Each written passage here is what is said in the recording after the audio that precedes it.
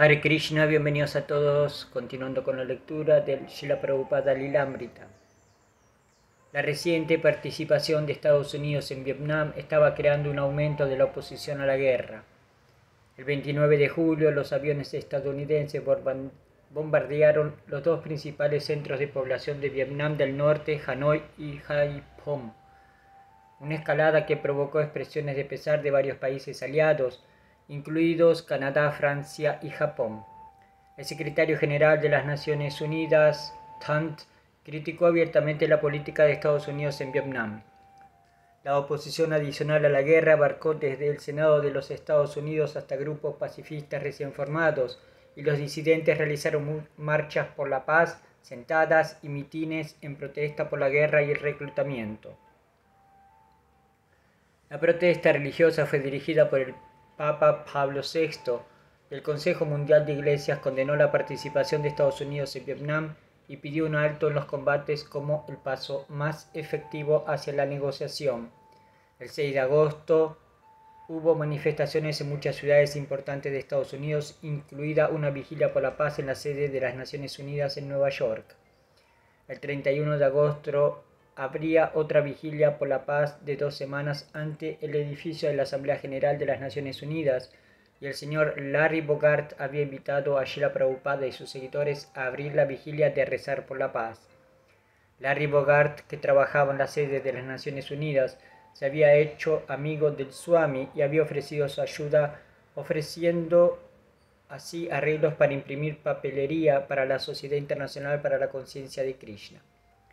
El membrete fue diseñado por James Green con un boceto de Radha y Krishna, y el nombre del señor Bogart también apareció en la papelería al principio de la lista de fideicomisarios de ISKCON.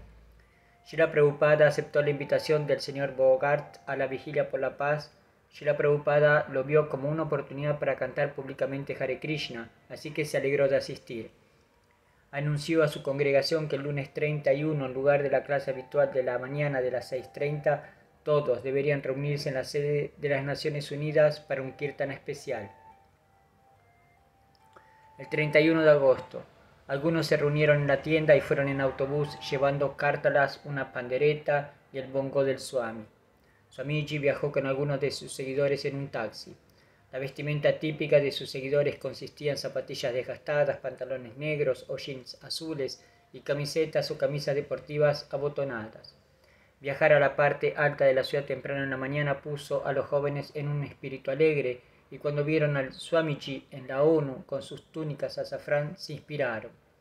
Swamiji comenzó a cantar, pero de inmediato los organizadores de la Vigilia por la Paz intervinieron y le pidieron que se detuviera.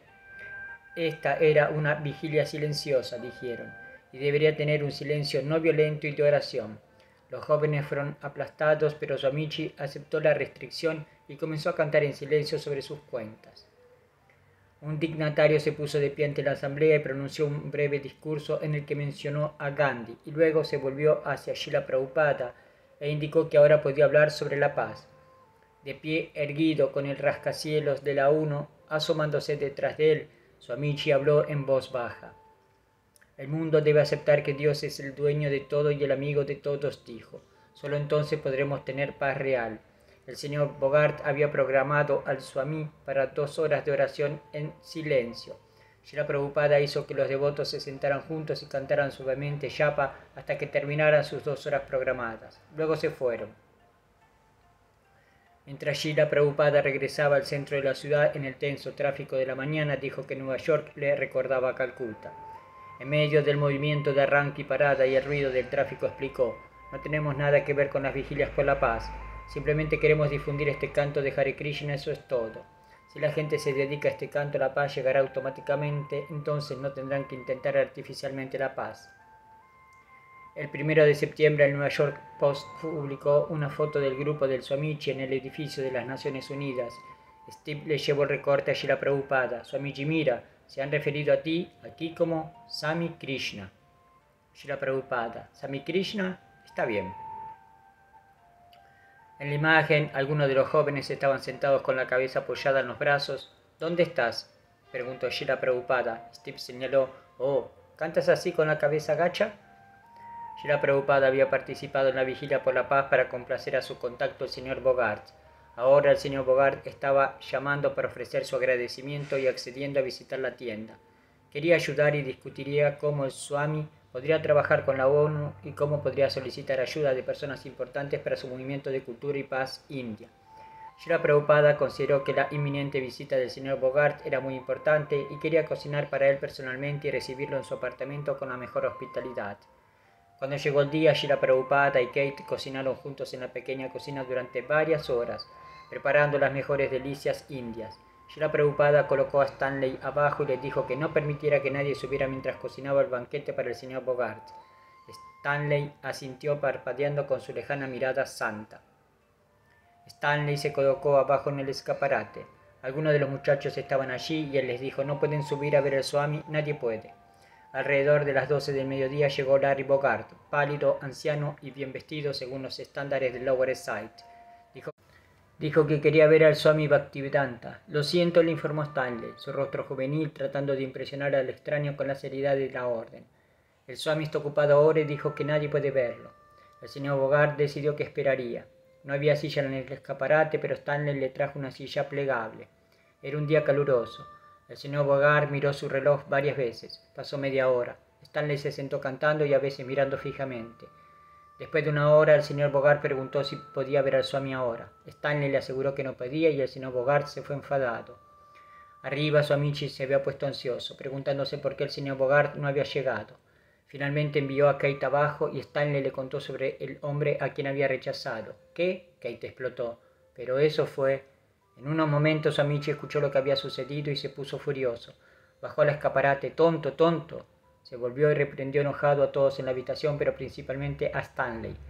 Nadie había visto nunca al Swami tan enojado. Entonces Swamiji se alejó disgustado y regresó a su apartamento. Stanley había estado yendo a lo más profundo durante algún tiempo y ahora se volvió aún más abstracto en su comportamiento. La madre de Stanley sabía que su hijo había tenido problemas durante años y por lo tanto le había pedido a Srila Prabhupada que lo vigilara muy de cerca. Pero ahora el joven se deterioró en sus responsabilidades y dejó de limpiar la cocina y el escaparate. Se quedaba solo mirando algo. Estaba sombrío y a veces hablaba de suicidio. Y dejó de cantar regularmente. Los jóvenes no sabían qué hacer, pero pensaron que tal vez deberían enviarlo a casa con su madre.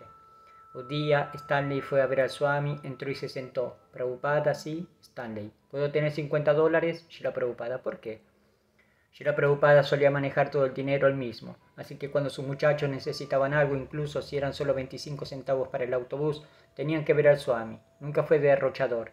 Era tan frugal que cada vez que recibía una carta rompía cuidadosamente el sobre y usaba el reverso como papel de escritura. Así que quería saber por qué Stanley quería $50. Stanley respondió en voz baja: quiero comprar un poco de gasolina y prenderme fuego. Srila Prabhupada vio a Chuck en la puerta y le dijo que llamara a Bruce de inmediato. Bruce se acercó rápidamente y se sentó con Srila Prabhupada y Stanley. Srila Prabhupada le dijo a Bruce, a quien había designado recientemente para manejar la calle chica, que le diera a Stanley $50 e hizo que Stanley repitiera por qué quería el dinero. Pero Swamiji, protestó Bruce, no tenemos tanto dinero.